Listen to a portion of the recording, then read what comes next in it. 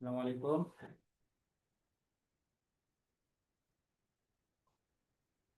Waalaikumsalam warahmatullahi wabarakatuh. Ya, baik.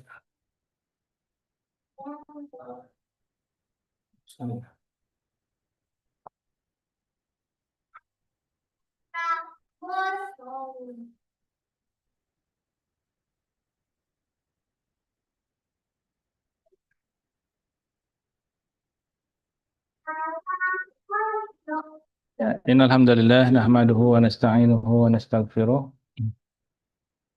wa na'udzu billahi min shururi anfusina wa min sayyiati a'malina.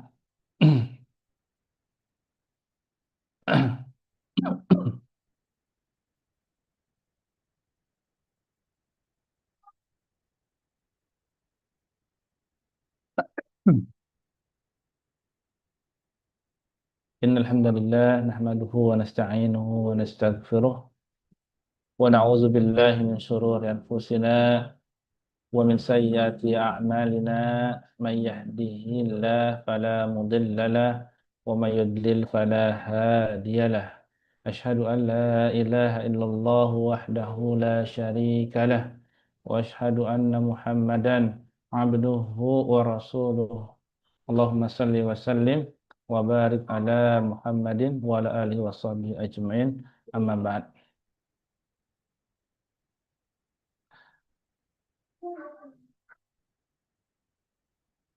Baik, kita akan lanjut ya untuk hari ini untuk metodologi penelitian.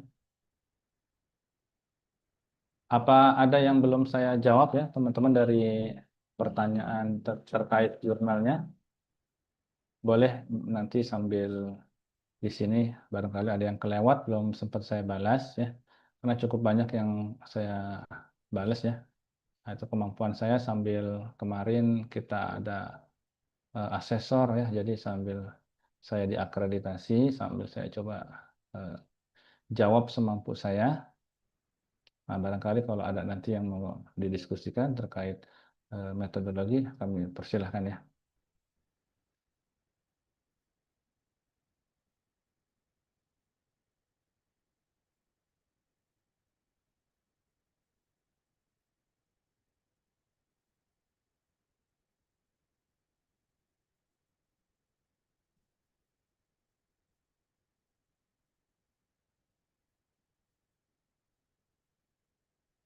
Jadi kita minggu depan insya Allah sudah masuk ke PTS ya. Nah, tapi jadi nanti sudah ada soalnya pilihan ganda, tapi yang terbesar yang saya ambil itu dari tugas teman-teman ya.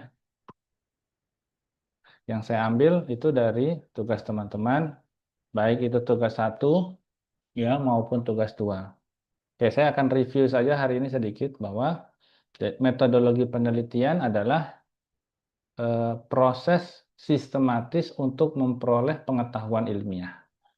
Nah, kalau metodologi studi Islam berarti apa? Proses sistematis untuk memperoleh pengetahuan ilmiah dalam bidang studi Islam. Jadi metodologi penelitian itu adalah cara ilmiah yang sistematis, logis, dan terencana untuk apa? Untuk mendapatkan pengetahuan baru. Pengetahuan baru digunakan untuk apa? Untuk memecahkan masalah. Oke. Lalu kemudian apa sih tujuan kita dalam melakukan penelitian? Nah, tujuan utama seorang melakukan penelitian ilmiah ya, itu adalah bukan untuk membuktikan pendapat pribadi, bukan ya. Oh, saya apa namanya?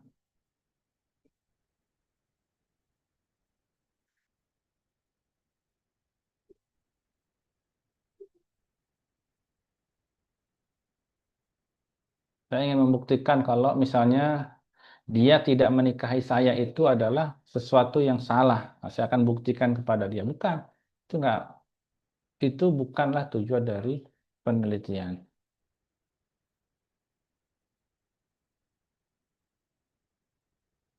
Jadi tujuan penelitian itu bukan untuk juga membuktikan teori konspirasi, bukan ya. Kita ingin membuktikan benar nggak sih ini alien ada gitu. teori-teori konspirasi. Atau misalnya tujuan saya melakukan penelitian itu apa? Saya jujur saja biar bisa menikahi dia gitu kan, biar bisa wisuda bareng. Nah, jadi tujuan kita melakukan penelitian itu apa? Untuk menemukan dan menguji pengetahuan ilmiah. Kemarin saya sudah baca dari judul-judul penelitiannya teman-teman itu luar biasa bagus sekali. Misalnya tentang hijab dan hubungannya dengan olahraga. Ya, hijab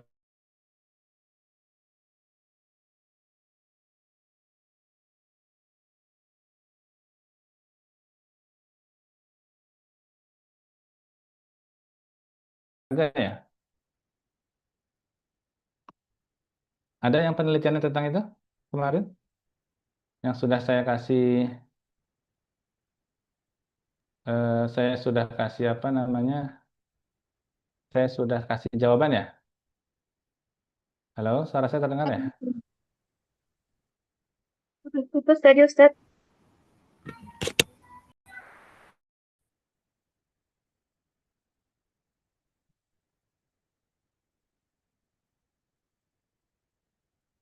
Ada yang berhubungan dengan olahraga kemarin ya? Ada Ustadz. Siapa namanya? Eh, Punya anak Rumina Ustadz. Nah, itu bagus sekali tuh. Kayaknya ada dua orang deh. Selain Mbak Rumina, siapa lagi? Yang WA saya atau nomor yang sama?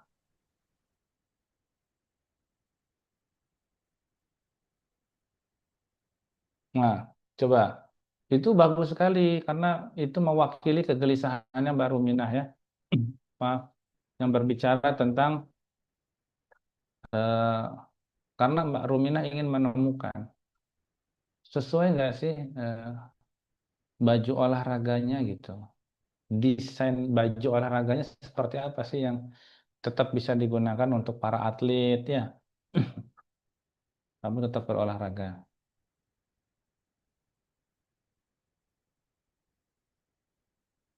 Jadi tujuan penelitian adalah memperluas ilmu kita, bukan justru banyak-banyakin lembur ya. Ngapain kita banyakin lembur penelitiannya? Nah, kita bertambah nggak ilmu kita nih setelah kita melakukan penelitian?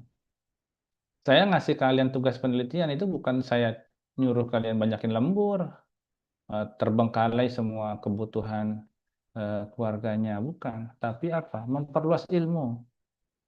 Jadi salah satu syarat seorang ilmuwan itu harus dia meneliti ya.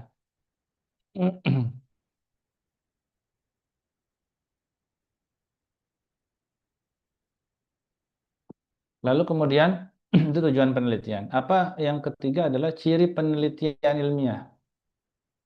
Apa ciri penelitian ilmiah itu harus apa? Nah, ciri penelitian ilmiah itu harus berdasarkan fakta, Fakta ya, dan data. fakta dan data betul. Jadi harus berdasarkan data, fakta. Selain itu harus masuk akal, masuk logika, bisa diulang juga. Penelitian itu, ciri penelitian ilmiahnya harus bisa diulang, repeatable, bisa diuji, gitu. Di tempat yang berbeda oleh peneliti yang berbeda. Bukan karena ini kenapa nih kamu dapat hasilnya signifikan? Oh karena saya mimpi semalam ini signifikan. Ini saya dapat wahyu semalam. Nah itu bukan metode ilmiah bro gitu ya. Karena metode ilmiah itu apa? Bisa diuji dan bisa diulang. Lalu kemudian jenis penelitian. Kita sudah bicara waktu itu jenis penelitian ya, ada kuantitatif, ya, ada kualitatif. Nah, misalnya kalau kualitatif itu yang menggali apa? Hitung-hitungan kah? Atau menggali makna dan perasaan kalau kualitatif? Makna dan perasaan kayaknya Ustaz, fakta Dan lapangan itu. perasaan. Nah, jadi kualitatif itu perasaan, ya, maknanya, fenomenanya. Atau misalnya kalau peneliti kualitatif tuh biasanya ngomongnya begini, saya tuh nggak cari angka, saya carinya maknanya. Nah, itu kualitatif banget itu. Kalau yang kalian kejarnya angka, itu biasanya orang-orang kuanti ya. Saya itu biasa carinya makna sama sinyal WiFi. Nah, itu orang kualitatif itu. Ya. Nah, jadi kalau kuantitatif itu berarti berdasarkan apa? Drama, wawancara, atau angka dan uji statistik. Kalau kuantitatif. Angka dan uji Angka statistik. uji statistik, Ustaz. Nah, jadi untuk kuantitatif ya, dia berhubungan dengan angka dan uji statistik.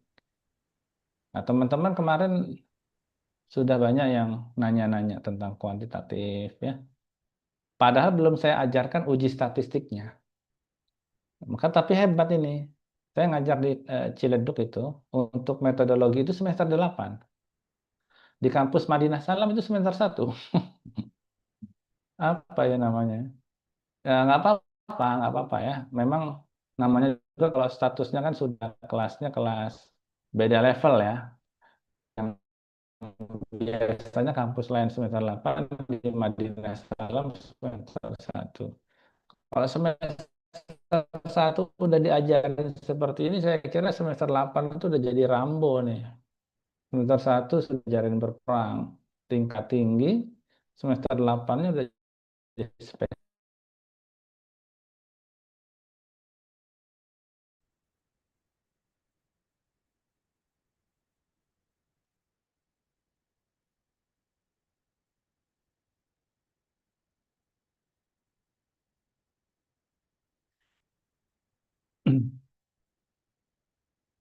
Jadi betul ya bahwa ciri khas penelitian kuantitatif itu menguji angka dan uji statistik, mengukur angka. Kalau mengukur perasaan, kualitatif atau kuantitatif? Kualitatif, Ustaz. Nah, kalau perasaan ya. Statistik. Yang pakai perasaan-perasaan berarti ngujinya kualitatif.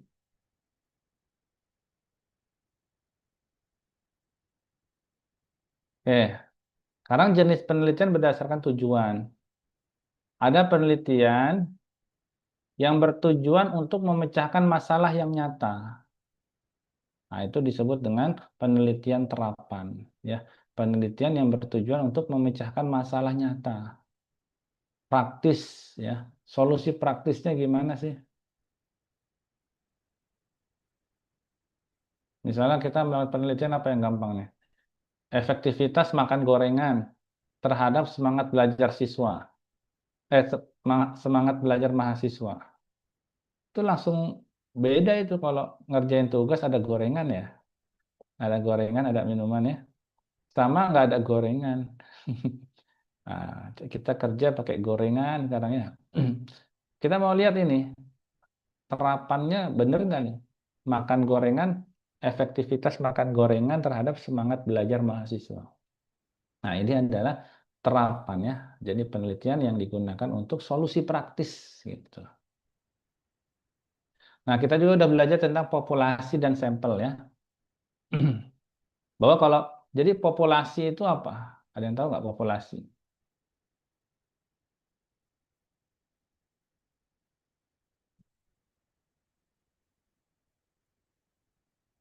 Halo?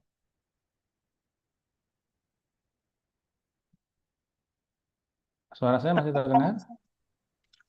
Perkembangan, Ustaz. Apa perkembangan? Perkembangan apa, Mbak? Apa yang dikembangkan?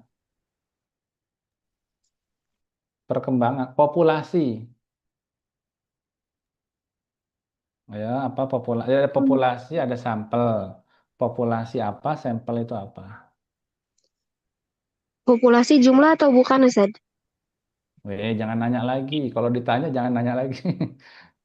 Kumpulan sampel, Ustaz. Nah, populasi itu Kumpulan apa? sampel. Kumpulan sampel. Ah, akan diteliti. kumpulan sampel itu namanya populasi. Semua objek yang memiliki karakteristik yang sama ya, populasi itu. Semua objek yang memiliki karakteristik yang sama. Misalnya darah nih, darah tubuh kita. Itu populasinya berarti satu darah yang ada dalam tubuh manusia ini populasi namanya. Lah sampelnya berarti yang mana? Paling setetes. kita mau ukur apa? Golongan darah ya. Kan yang dicek nggak seluruh darah kita dicek ya kan? Paling cuma setetes. Mau tes apa lagi? Macam-macam setetes. Nah, setetes itu disebut sampel. Sementara yang semua objek yang punya karakteristik yang sama seperti sampel tadi disebutnya populasi. Semua darah kan sama ya. Jadi satu tetes darah yang ada kita ambil di ujung jari telunjuk kita itu objek sama dengan karakteristik seluruh tubuh darah kita.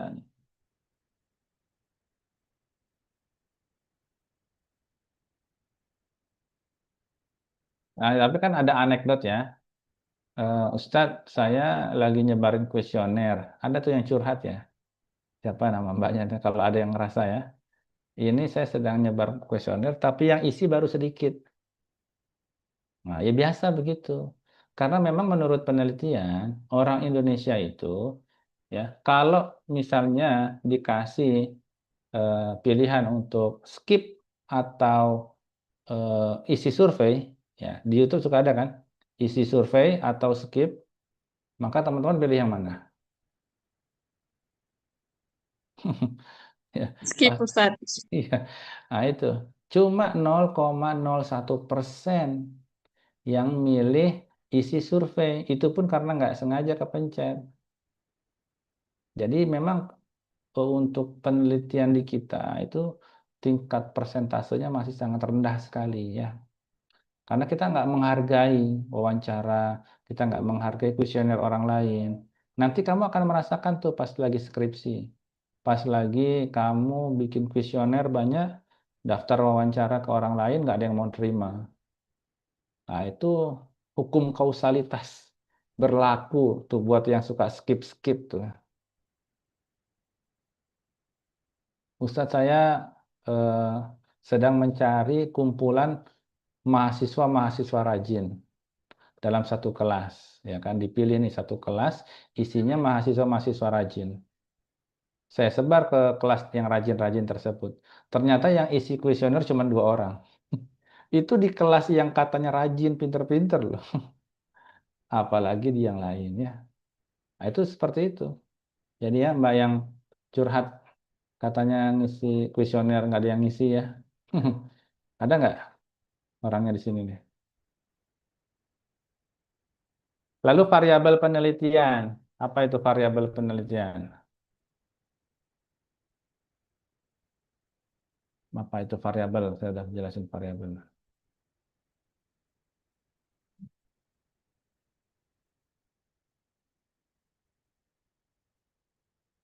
Jadi variabel penelitian ya,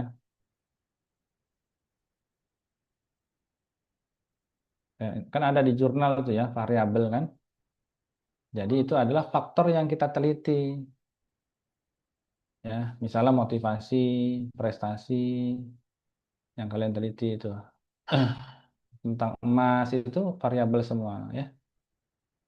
Kalau ada yang mau langsung itu silahkan ya. Sambil saya lagi baca-baca yang WA kalian. Takut ada yang kelewat ya. Mohon maaf kalau balasnya aku suka terlambat. Nah, jadi variabel itu adalah faktor yang kita teliti. Nah, jadi faktor yang berubah-berubah dan mempengaruhi hasil.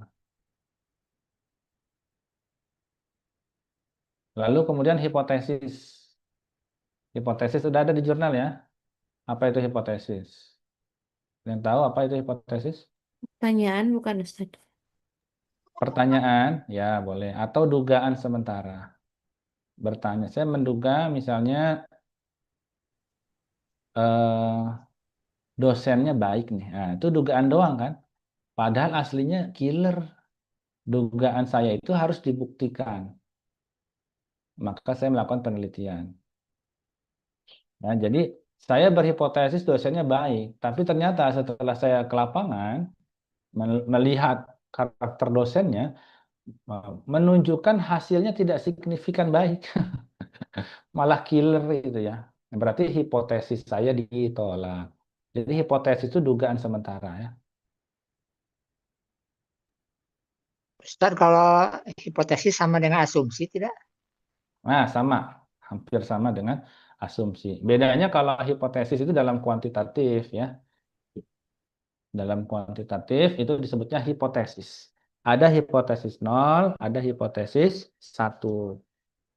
Jadi setiap hipotesa itu harus kita luangkan kemungkinan yang lain. Misalnya H0, saya menduga eh, saya menduga ya Prabowo akan mengganti wakil presidennya Gibran di periode kedua.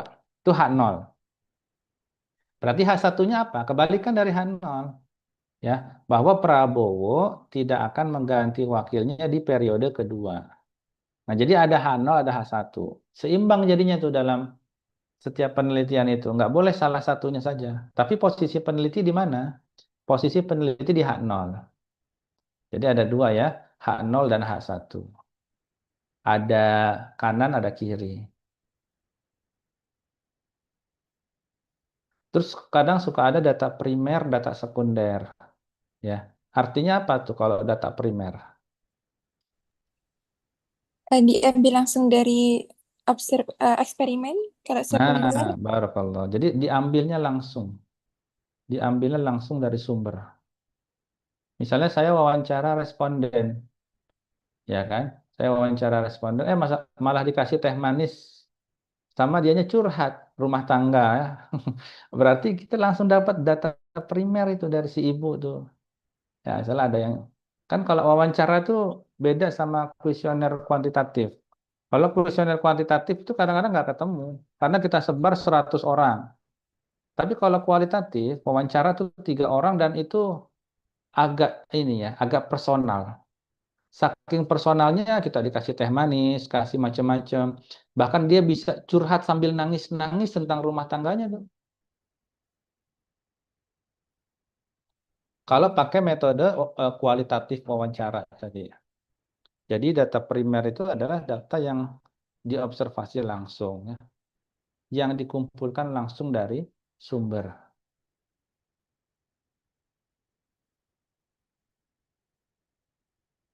Nah, jadi teknik utama untuk penelitian kualitatif tekniknya adalah observasi dan wawancara, ya. Jadi kalau nanti ditanya apa teknik untuk pengumpulan data kualitatif, pasti observasi, pasti wawancara. Itu teknik pengumpulan data. Jadi penjelasannya mendalam karena wawancara. Kalau kuesioner itu cuma uh, Anda suka atau tidak suka, mana yang menggambarkan Anda, gitu doang, ya. Tapi kalau wawancara itu benar-benar personal. Malah bisa ngajak makan bakso itu yang kita observasi, kita wawancara.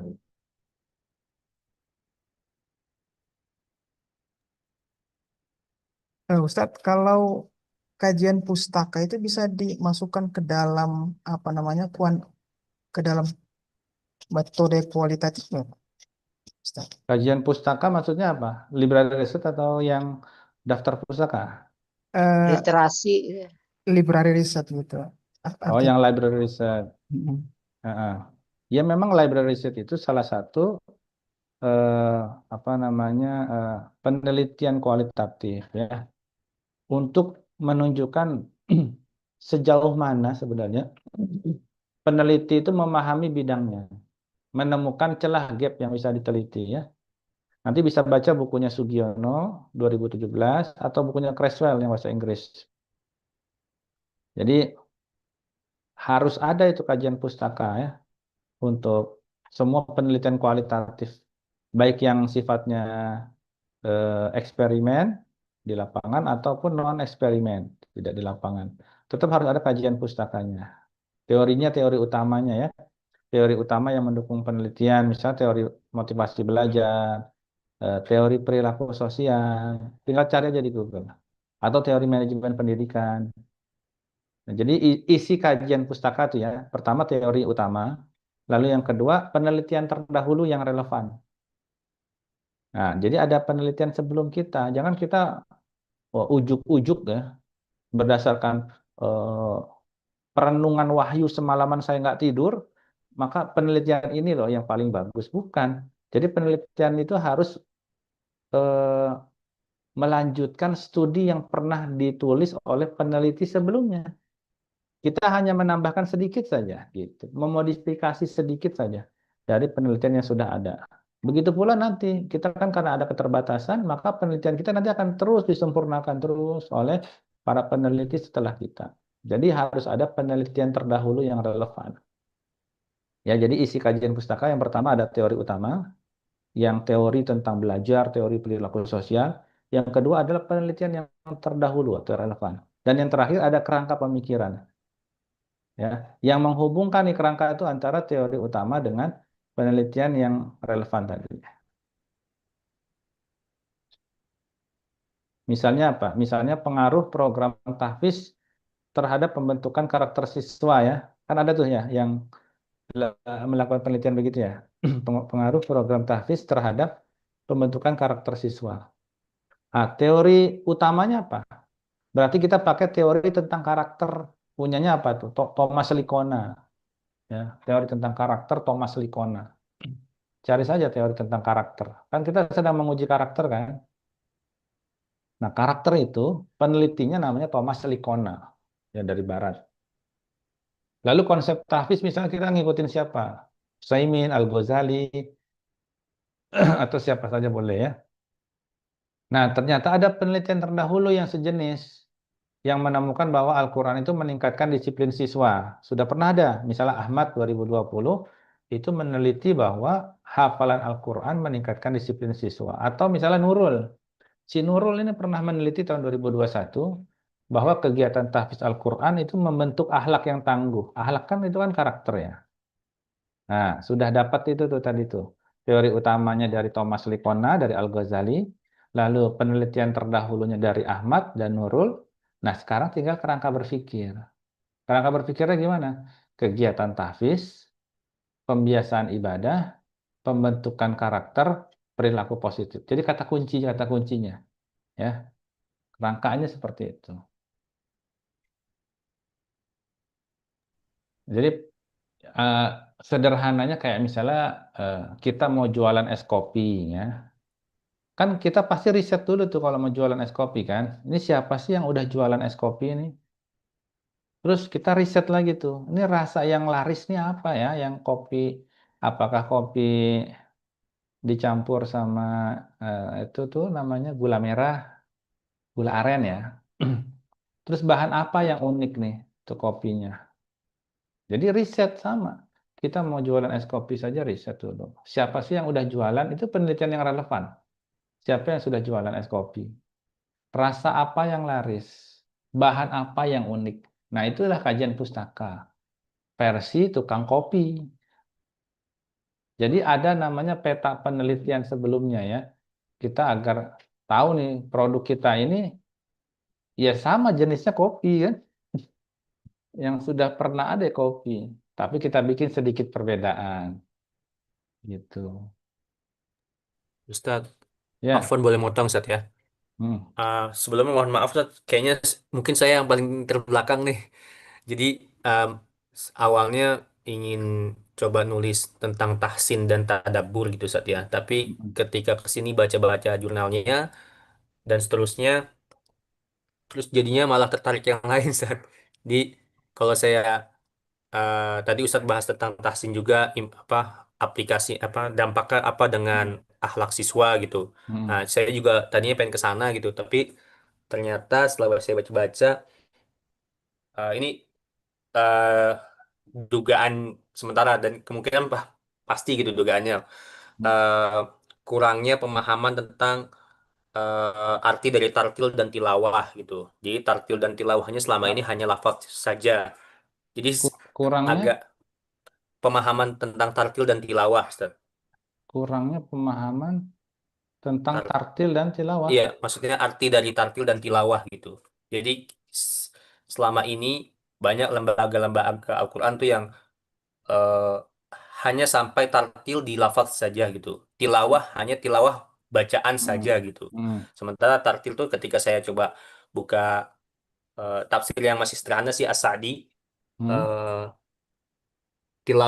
tartil itu artinya itu tadabbur. Salah satu artinya tadabbur dan tafakur. Tilawah juga seperti itu Hmm. tilawah tuh ittiba gitu.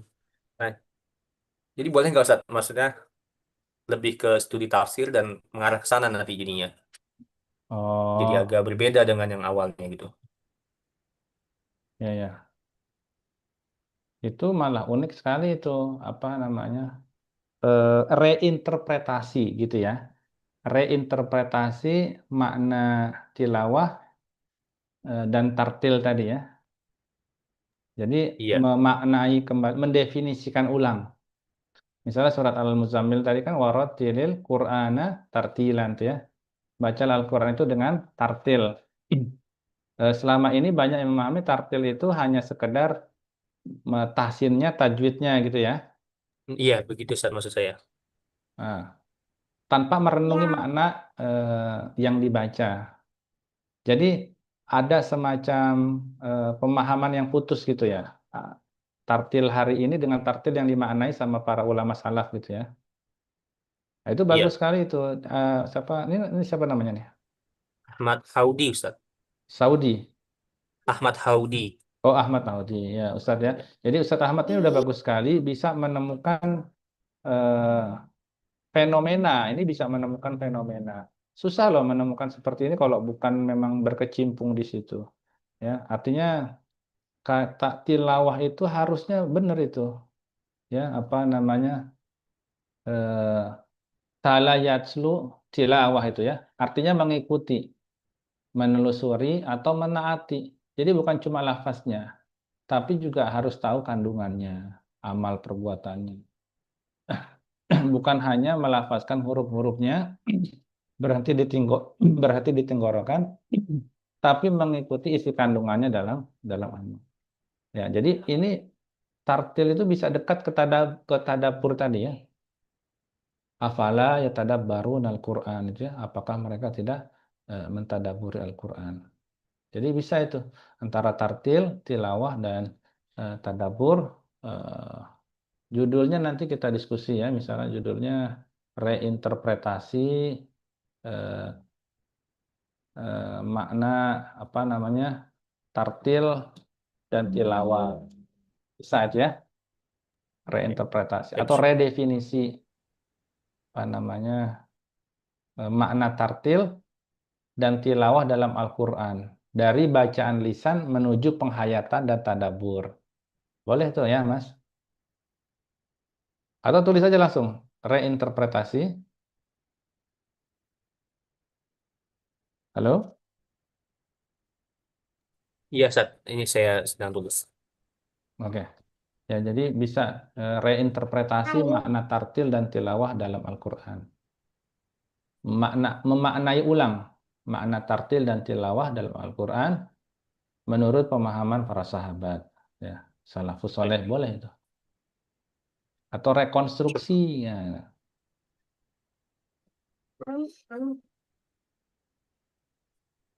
Baik, syukur Ustaz. Jazakallahu khairan. Ya, wah iya. Ustadz Afwan, apakah boleh bertanya? Ya, silakan. Siapa Ah, namanya? Natasha Ustadz. Mbak Natasha. Nah, jadi Ustadz kalau misalnya di dalam pembelajaran Al-Quran ini kan memang dia belum masih banyaknya secara lisan, jadi talaqi dari masalah dari masyaikh langsung ke muridnya dan biasanya Hmm. jarang ditemukan jurnal. Jarang-jarang ditemukan dalam bentuk jurnal. Nah, bagaimana kita ketika mengambil perkataan para masyaikh, menuliskan di jurnal, apakah boleh? Kalau di buku kan biasanya menurut guru kami, berdasarkan talaki dengan guru kami, tapi kalau di jurnal kan harus merujuk kepada jurnal lain yang ilmiah seperti itu, Ustaz. Siapa contohnya? Contohnya misalnya Syekhah, dari Syekhah, dari Syekhah Amal, ataupun Syekhah Ruqayyah, yakni murid-muridnya imam di Masjid Nabawi. Jadi belum ada bukunya. Emang penelitiannya Natasha tentang apa? Tentang ada Ustaz yang Oh, anak ini Mbak ya yang kemarin ya, tentang ya ada ya. iya betul Ustaz dan memang sulit sekali Ustaz untuk menemukan jurnal dari beberapa pekan lalu Anda sudah coba cari Bukan memang cuma jarang. jurnalnya, ini juga saya malah baru dengar metodenya. Metode ada ya. Iya betul Ustaz. Mungkin ini jawaban juga dari tadi yang akhi yang sebelumnya Hmm. tentang fenomena mundurnya tilawah, pengertian tilawah. Nah ini jawabannya, Masya Allah. Ini jawabannya mungkin metode ini Ustaz. Hmm. Mhm, Ya, jadi di gitu. metode. Jadi bisa tuh kolaborasi ya. Siapa tadi Mas Ahmad sama Mbak Natasha. Jadi pengen lihat bagaimana eh, makna tartil dan makna tilawah diterapkan pada sebuah metode. Nah, ini ada metode namanya metode ada gitu ya. Bacanya gimana? Ada. Iya betul. Bil ada. Bil ada ya. Boleh dicontohin kali Mbak Natasha. Banyak Ustaz. Jadi memang tadi ya masih terbatas secara tertulisnya karena memang pengertiannya Nggak itu tidak. masalah kalau dia belum ada buku, nggak masalah ya. Jadi karena ini kan masih sangat baru sekali, sangat. Jadi nggak apa-apa, dikutip saja perkataan. Jadi boleh ya untuk pendapat itu berasal dari syekh, dari guru, sekhoh ya, dari ulama, atau belum dibukukan dan belum terbit di jurnal, itu bisa ya. Tapi bukan sebagai apa? Bukan sebagai sumber primer ilmiah, tapi sebagai pendapat pendukung. Secondary opinion. Nah, tetap harus berbentuk buku yang sumber primernya itu. Apa namanya? eh, Metode bacaan tadi tetap harus didukung oleh metode yang sudah ada tapi berbentuk buku. Nah, Ustaz, ini kan jadi alhamdulillah untuk sumber datanya, Anda mengambil langsung secara dua metode, mengumpulkan dalam bentuk survei kuantitatif, juga Hmm. wawancara kualitatif. Jadi nanti mungkin interpretasinya bisa ambil juga dari penjelasan dari syekhnya itu, Ustaz, untuk seperti itu. Kalau kuantitatifnya pakai survei. Iya, kuantitatifnya pakai survei. Jadi nanti persentase banyaknya orang yang berpendapat ya setuju, misalnya sangat setuju. Hmm. Oke, bagus itu. Coba dilanjut ya. Karena saya juga pengen jadikan model project ya yang masih sangat baru. Iya, Ustaz. Ya, ini Masya Allah menarik. Jadi 90% lebih orang menyatakan setuju bahwa itu merubah cara mereka tadabbur dengan Al-Quran. Oke. Teman-teman kalau ada yang mau dibantu, ada yang mau ditambahkan boleh ya, biar bisa kolaborasi ya. Izin menambahkan boleh Ustadz? Ya, silakan. Terkait pertanyaan Mbak Natasha tadi, mungkin izin bisa apa namanya, tadi yang Mbak Natasha cari mungkin untuk rujukan ya dari kitab-kitab apa, untuk Husnul Ada itu bisa mungkin sedikit di kitab Misbahuz Zahir fil Qiraatil Ashr Bawahir, itu di situ dimuat perkataan para ulama terkait ada ini. Jadi bagaimana kita membaca Al-Quran dengan tadabur, di situ dimuat juga ada beberapa perkataan seperti perkataan Imam An-Nawawi terkait istifham di dalam Al-Quran, itu juga diajarkan di situ. Bagaimana adabnya, kemudian juga bisa dicari hadis-hadis juga yang Adab terkait atau ada? ada tentang ada. Ada ya. Ada. Jadi bagaimana mengekspresikan jadi membaca Al-Quran plus mengekspresikan isi dan tafsir yang ada di dalam Al-Quran itu. Itu dimuat di Misbahuz Zahir fil Qiraatil Ashril Bawahir, kurang lebih. Mungkin itu bisa tambahan atau mungkin sedikit Ya. referensi saya tambahkan. Nah, itu Syukran, Ustaz. bisa dijadikan rujukan utamanya ya. Jadi data primer dari kitab Misbahuz Zahir ya. Betul, Oke. Ustaz. Nanti data sekundernya diambil dari perkataan para ulamanya gitu. Ya, jazakallah khair. Jadi wawancara ya. Jadi syarat-syaratnya tetap sah itu bahwa eh, apa namanya pendapat pendukung tadi syekhnya itu ya tetap dilakukan nanti data wawancara. Kalau kita tetap menggunakan studi lapangan, tetap kita wawancara syekhnya tadi. Ya, itu kalau kita wawancara, dia bisa jadi data primer. Nah, tapi kalau dalam studi pustaka, ya dalam studi pustaka, syekhnya tadi disebut sebagai sumber pendukung non-literer. Sumber pendukung saja itu dalam studi pustakanya. Nah, studi pustakanya ngambil kitab tadi, ya Misbahuz Zahir tadi. Jadi syarat-syarat agar sah secara akademik dapat diverifikasi itu ya, Natasha itu harus bisa menunjukkan siapa yang mengatakan, nanti Syekhnya tulis siapa yang mengatakan, ditulis juga kapan mengatakannya dan dalam konteks apa. Misalnya wawancara dengan Syekh siapa tadi? Ahmad, koma dia sebagai apa di situ dosen tafsir IAIN misalnya. Pada tanggal berapa? Nah, jadi harus jelas begitu ya, diverifikasi. Terus orang tersebut syekhnya itu harus punya kompetensi keilmuan. Misalnya syekh ini dikutip harus ahli di bidangnya, harus betul-betul ahli di bidangnya ya. Kalau bahas tafsir, jangan ambil dari syekh yang bidangnya ekonomi. Lalu kemudian disertai pembanding dari literatur tertulis tadi ya. Dari Ustadz siapa tadi yang ngasih tambahan referensi? Nah, Ustadz, Muhammad Ya. Yazid. Nah, dari Ustadz Muhammad Yazid ya, nanti bisa minta. Saya juga boleh kalau ada Ustadz kitabnya apa PDF atau cetak. Misbahuz Zahir itu. Sebenarnya itu PDF ada kitab mutawalat di dalam bidang kiroat. Kemudian juga untuk ada ini hujah-hujah yang disebutkan itu juga sudah kebetulan kita ada darsnya gitu. Ada darsnya jadi memang Oh, ada bagian ininya. Emang Ustadz Ahmad di pondoknya diajarin metode ada ini? saya kebetulan bergabung di apa namanya lembaga lembaga tersebut di Maqari Quraniyah Madinah ini. Hanya saja Hmm. memang sebagian orang masih memandang metode yang digunakan ini adalah orang-orang yang infirad dari bacaan umumnya masyaikh atau dibilang ahlul bidah atau yang lain. Padahal kita punya referensi dari kitab para salaf terkait bagaimana cara Oh, menarik mengekspresikan. ya. Oh, Betul. ini dianggapnya menyimpang metode ini. Di antaranya ada beberapa masyaikh kibar dari mungkin Mesir atau dari Ahli Syam kiroah ya, ahli kiroah ya. dan perdebatan di media sosial terkait hal ini juga ada saat itu. Kebetulan ada dikit-dikit nimbrung gitu.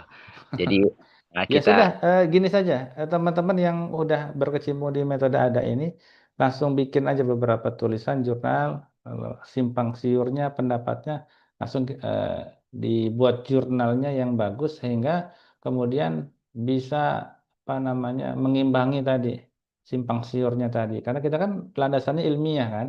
Kalau selama landasannya adalah ilmiah, ya, orang-orang yang mau berkata apapun ya silahkan. Kita landasannya sudah ilmiah, ada hujahnya gitu.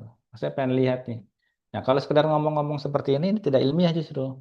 Harus berbentuk tulisan, harus berbentuk jurnal. Nanti kalau Mbak Natasha, Mas Ahmad ya, itu sudah ada jurnalnya, ya jurnal itu jadi referensi. Jadi tidak lagi menjadi secondary literatur tadi yang hanya perkataan apa namanya, kila wakola saja, tapi sudah ada referensi. Ya, menurut penelitian Natasha, menurut penelitiannya Ahmad, nah itu metode ada sudah ada. Jadi itu referensi utama jadi justru malah, walaupun hanya berbentuk jurnal ya.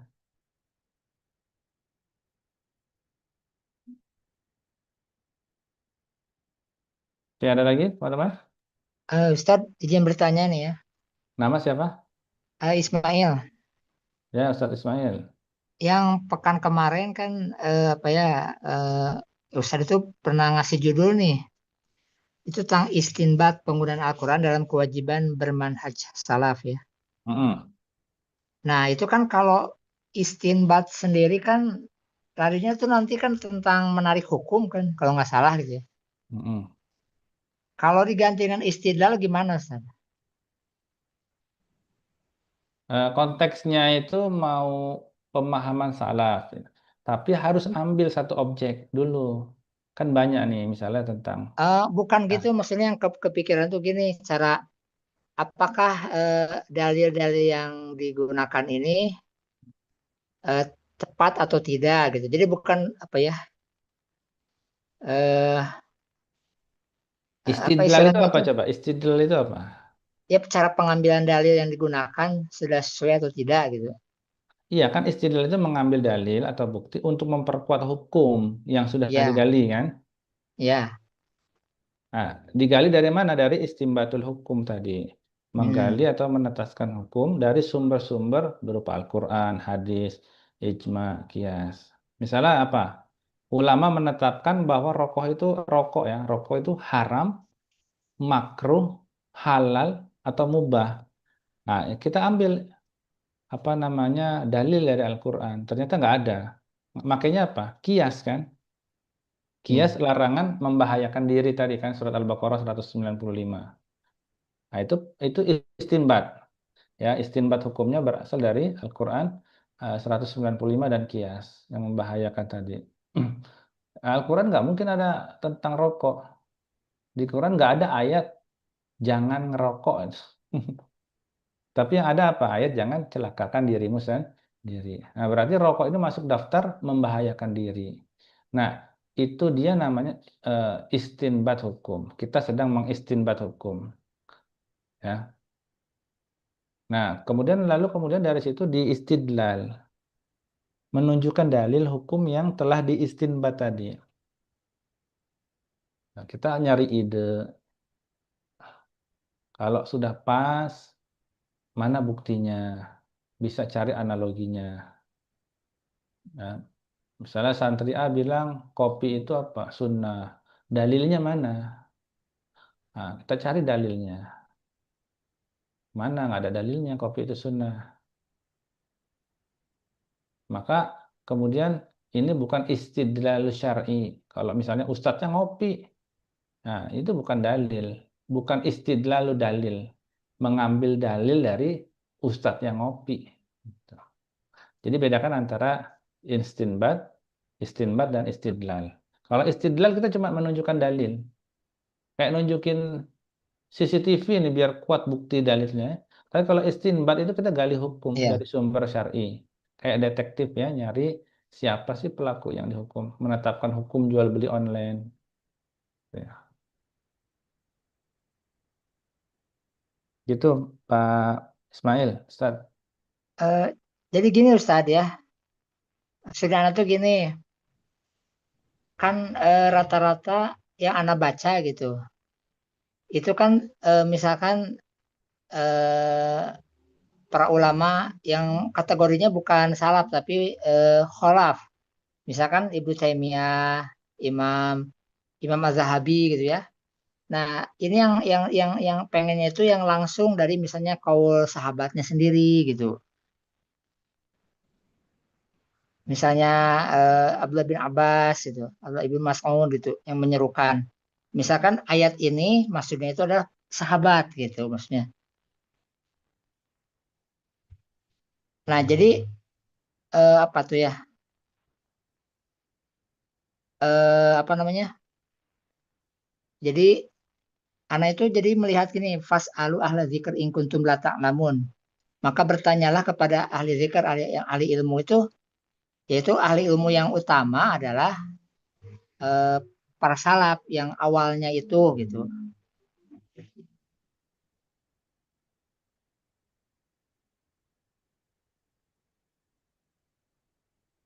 Ya, terus?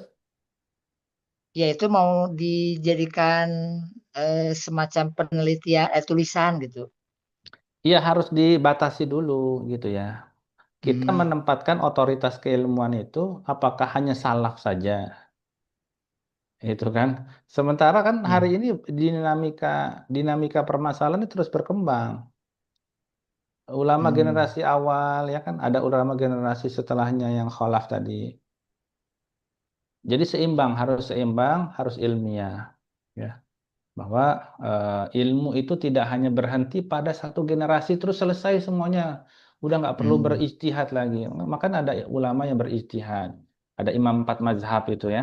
Jadi ilmu itu berkembang terus, gitu. Tidak hanya berhenti dari para sahabat Nabi Shallallahu Alaihi Wasallam tadi ya, lanjut terus ke tabiin, ya, hingga ulama-ulama empat mazhab. Apa namanya, ilmu itu akan dibawa terus oleh orang-orang yang adil dari setiap generasi ya, yahmilu hadzal ilma min kulli khalaf udulahu ya, ilmu ini akan terus dibawa oleh orang-orang yang adil dari setiap generasi, nggak berhenti sama di ulama, di para sahabat kan nggak berhenti di sana ya.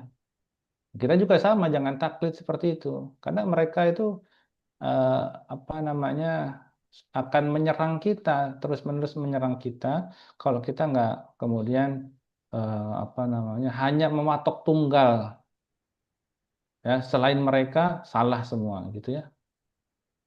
Nah, tapi ulama salaf itu jadi pondasi. Tapi bukan satu-satunya otoritas. Otoritas kebenaran ya. Ya, tidak. Karena ada tabi'in, ada tabi'ut tabi'in, ada imam empat mazhab, ada ulama-ulama kita yang hari ini wakinya itu mereka paling paham tentang hari ini yang terjadi ya. Ya tanpa kita kemudian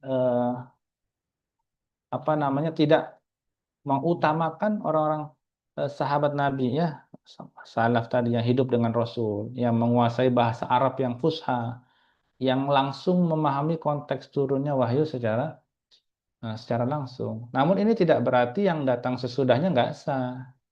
Sebaliknya justru ulama-ulama hari ini ya itu banyak mengembangkan, membuat lebih sistematis ya. Imam Syafi'i itu membuat lebih sistematis ini adalah ilmu usul fikih ya, qawaidul fikih. Misalnya ulama salaf itu Ibnu Abbas ya. Terus kan muncul setelahnya ada At-Tabari, Al-Qurtubi, Ibnu Katsir, As-Sa'di. Maka kita harus melihat lagi bahwa otoritatif yang punya itu bukan hanya ulama-ulama salaf, tapi juga ulama-ulama khalaf. Karena perdebatan itu tidak perlu kita perdebatkan, maka silakan mencari penelitian yang lain barangkali Pak Ismail ya. Ya. Jadi yang penting itu manhajnya, Terus ini bukan masanya ya. Yang paling penting itu adalah ya. metodenya, bukan masanya. Ya, bukan masa abad keberapa.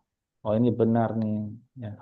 Selama ulama hari ini saja, ulama yang hari ini masih hidup misalnya, selama dia berpatokan pada Al-Quran, Sunnah, kaidah usul fikih yang benar, pendekatan salaf dalam memahami nas, maka itu bisa kita ambil sebagai istidlal dalil tadi ya.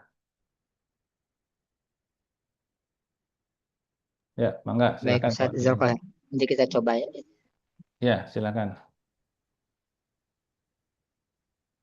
Oke, ada lain yang lain?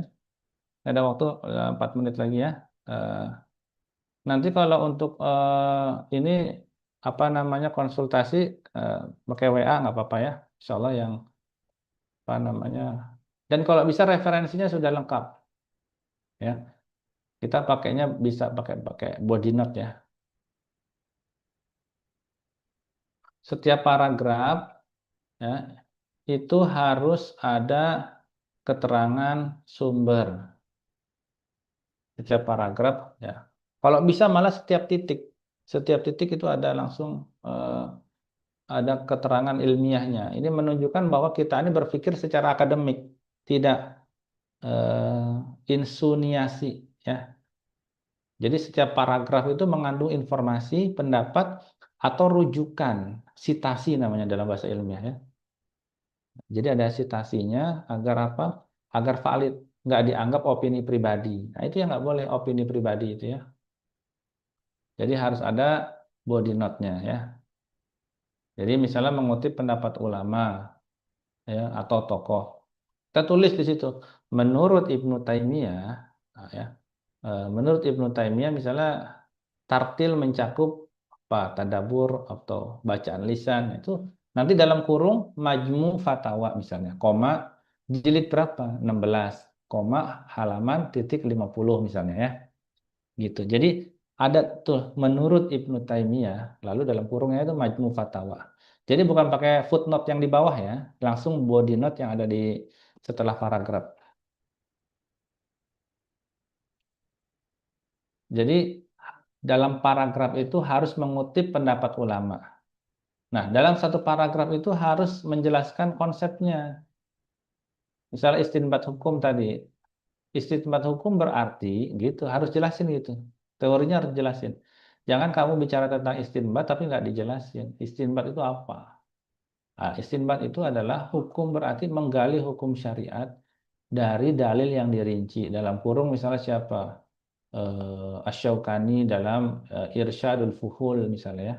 Nah, misalnya seperti itu. Atau misalnya eh, nah, lalu selanjutnya dalam satu paragraf itu harus memberi data, fakta dan sejarah.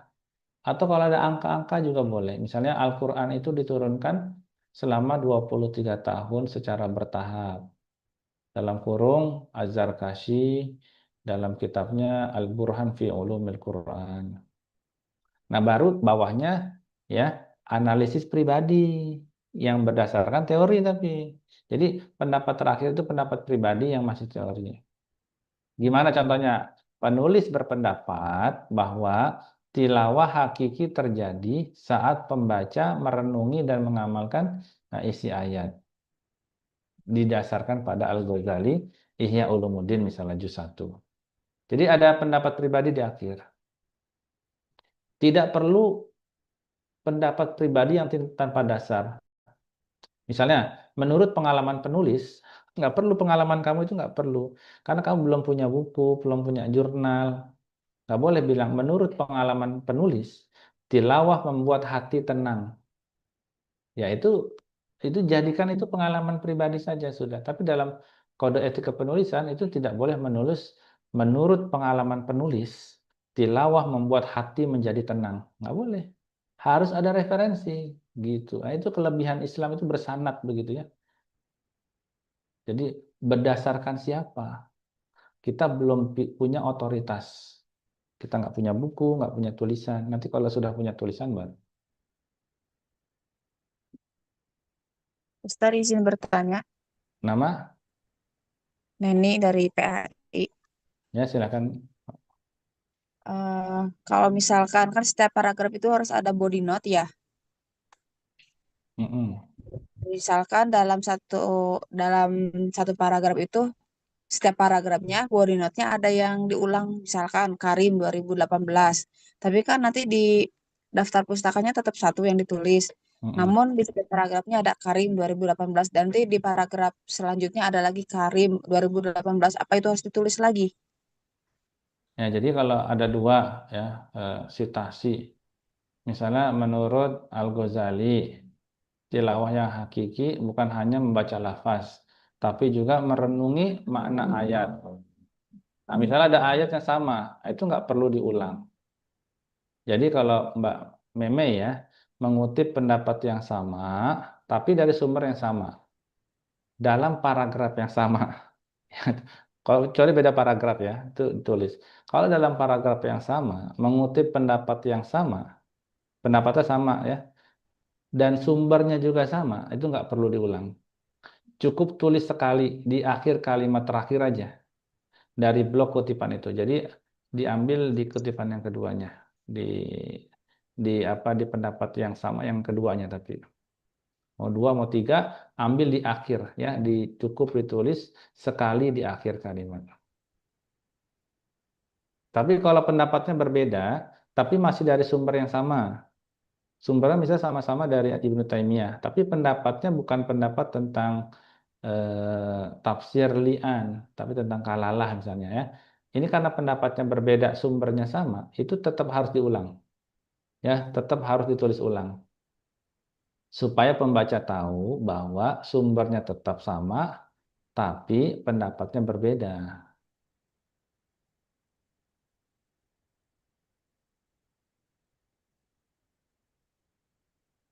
Ya, Ustaz, sekolah jazakallahu khairan.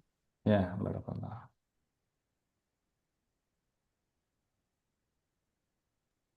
Ustadz Afwan, boleh bertanya sekali lagi?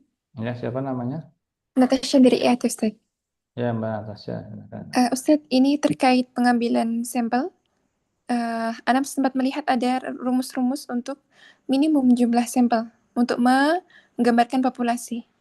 Nah, Ya. namun kendalanya biasanya bagaimana kalau kita memiliki keterbatasan jumlah sampel? Apakah itu sudah cukup untuk menggambarkan populasi? Semisal tadi tadi kita mengambil survei dan itu random gitu, Ustaz. Apakah bisa random sampling gitu, Ustaz? Bisa. Populasinya siapa itu, Mbak? Yang mau diambil satu sekolahan, dua sekolahan? Kalau ini kan berarti kaitannya untuk semua muslim gitu, Ustaz. Jangan semua muslim satu dunia maksudnya. Iya, Ustaz, karena memang beberapa teman-teman dari Arab pun mereka tertarik gitu, Ustaz. Mereka mau ikut survei gitu. Dari mana? Emang Mbak Natasha orang mana? Indonesia, Ustaz. Kok di Arab? Iya, karena teman-teman di Arab tuh juga mereka, ini survei apa gitu, tentang ada gitu. Ada Apa teman di Arab? Ada beberapa, Ustaz. Di Mereka juga, mereka juga Oh, ikut Masya Allah. menjawab wawancaranya. Orang Arab malah ngisi survei kita ya. Iya, betul, Ustaz. Malah mereka minta ikut gitu. Boleh kalau misalnya, tapi tetap harus dibatasi gitu ya. Yang menggunakan metode ini cukup ambil misalnya 92 orang saja itu. Jadi kita bisa pakai rumus Slovin ya. Jumlah sampel dibagi dengan 1 ditambah jumlah populasi, nanti tinggal dikalikan errornya biasa 0,05 atau 5% dikuadratkan. Misalnya populasi yang ikut populasi keseluruhan itu kita ambil misalnya 120 orang. Kan kamu nggak mau survei semuanya kan, capek kan. Maka kita ambil sampel misalnya dari 120 itu pakai rumus Slovin kita masukin, dapatlah 92 siswa. Jadi 92 siswa metode ADA itu sudah bisa mewakili 120 orang. Tetap populasinya harus dihitung, nggak boleh populasinya satu muslim dunia. Ya, populasinya harus dibatasi. Yang menggunakan metode ADA ini siapa saja, karena metode ini masih baru, ya. Jadi harus tetap berdasarkan kaidah-kaidah statistik. Padahal kalau misalnya terlalu besar, misalnya di atas 200 orang, itu nanti untuk uji statistiknya menggunakan regresi SEM, agak susah. Kalau di atas 200 orang, apalagi sampai misalnya populasinya 1000, nah kita batasi. Gitu, Mbak Natasha. Baik, insyaallah, Ustaz. Jazakallah khair. Iya, jadi untuk kualitatif bisa 5 atau 10 orang saja. Untuk kuantitatifnya yang sederhana aja, minimum aja jumlah sampel minimum bisa 30 orang. Gitu. 30 untuk yang di kuantitatifnya, 5 orang yang narasumber. Sedikit udah pas. Itu aja, cukup. Ya, terima kasih ya. Udah cukup ya semuanya? Nanti untuk ujian saya akan buat ininya ya. Soalnya tetap ada ya, pilihan ganda 20 soal. Diisi saja semampunya, sebisanya. Karena nanti nilai yang utamanya justru dari tugas 1 dan tugas 2-nya ya. Oke, terima kasih. Terakhir ada lagi yang mau tanyakan? Cukup? Afwan Ustaz, Ya, izin silakan. bertanya. Ya. Afwan Ustaz. Enggak. Jadi Afwan Ustaz, kemarin Ana di jurnal yang tugas pertama itu Ana pengen ngambil tentang analisis Ya. analisis manajemen tahfiz Quran untuk ketercapaian target hafalan santri. Kebetulan Ustaz, Ana tertarik dengan jurnal ini karena kebetulan Ana di pondok itu Ana dapat PJ tahfidz Ustaz, dan Ana sudah buat target-target untuk santri. Namun sampai yang Ana saat ini Ustaz itu untuk capaian target hafalannya itu baru sekitar 20%-an gitu Ustaz dari target yang Ana udah buat. Nah itu Ana pengen, boleh nggak sih Ustaz, maksudnya Ana meneliti tentang itu lebih lanjut gitu Ustaz, untuk Ana bisa tahu tentang apa ya, solusi apa gimana ya, untuk apa yang membuat santri-santri Ana ini maksudnya tidak mencapai target itu Ustaz, atau gimana Ustaz? Iya, itu bisa diambil dari analisis manajemen program tahfizul Quran untuk peningkatan hafalan, atau bisa dicari faktor penghambat ya, penghambat anak mengalami apa, misalnya stagnansi ya. Stagnansi itu maksudnya nggak nambah-nambah atau berkurang atau malah menurun gitu hafalannya. Nah, jadi bisa mau diambil yang mana, itu ada 2 ya. mau pakai analisis manajemen program tahfizul Quran untuk peningkatan hafalan atau faktor penghambat. Oh, berarti enggak ini Ustadz, maksudnya enggak merujuk pada gap riset yang jurnal yang mau Ana ini ambil. Nggak apa-apa kan kita lagi diskusi, mau ambil dari gap riset juga boleh, atau mau ambil dari yang diskusi kita ya boleh. Jadi analisis manajemen program tahfizul Quran untuk peningkatan hafalan Al-Quran anak. Nah, jadi misalnya program tahfiz itu bukan hanya kegiatan menghafal, tapi butuh perencanaan. Ya, Nah, Ustadz. perencanaan, organisasi, pelaksanaan, evaluasi. Nah, ini mirip prinsip manajemen Islam. Jadi ada manajemennya. Ada penyusunan planningnya, misalnya nyusun target. Pakai misalnya konsep analisis POAK itu. Planning, organizing, actuating, controlling itu. Pakai manajemennya, lalu kemudian nanti diukur. Mana anak yang kita pakaikan kontrol pakai sistem manajemen, mana anak yang nggak kita pakaikan sistem manajemen. Nanti kita lihat perbedaannya. Oh, kalau benar anak yang nggak pakai sistem manajemen, itu hafalannya nggak bertambah. Tapi ketika ada anak yang kita pakai variabel kontrol menerapkan sistem manajemen, ternyata dia meningkat. Nah, karena ada perbedaan tadi, maka bisa kita katakan bahwa penggunaan manajemen analis manajemen program tahfidz Quran ini bisa meningkatkan hafalan Al-Quran anak. Karena kita pakai variabel kontrol tadi. Jadi mbaknya nanti bikin ada beberapa anak yang udah dibiarin dia nggak pakai manajemen. Ada anak yang dibikin menggunakan sistem manajemen. Nanti bisa diukur itu perbedaannya. Nah, Ustaz. Syukran Ustaz. Barakallahu fiik. Ya, wa iya. Oke, cukup ya. Jadi ya santai lah ya nama anak-anak ya. Kenapa belum hafal nak? Mas Jandri jawab pasti, ya Ustadz maaf ayatnya kayak kabur-kabur di kepala saya. Jadi, nah itu tandanya anak mulai butuh motivasi ya. Jadi anak fokus menambah hafalan, tapi nggak meninjau ulang murojaahnya. Ini bisa bikin mereka pusing ya. Atau santri tidur jam 11 malam karena main game. Nah, kita analisa nih faktor-faktornya, oh kelelahan. Padahal besok paginya dia setor hafalan sambil ngantuk-ngantuk, nguap-nguap ya. Kayak kuda nil gitu.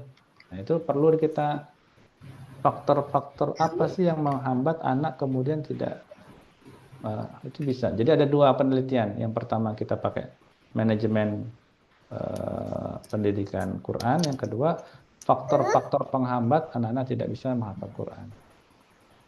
Berarti ini tetap ambil ini ya Ustaz, maksudnya dari jurnal-jurnal gitu yang berkaitan tentang ini. Tetap harus ada. Ini sudah banyak sekali nih ya. Sudah banyak sekali berarti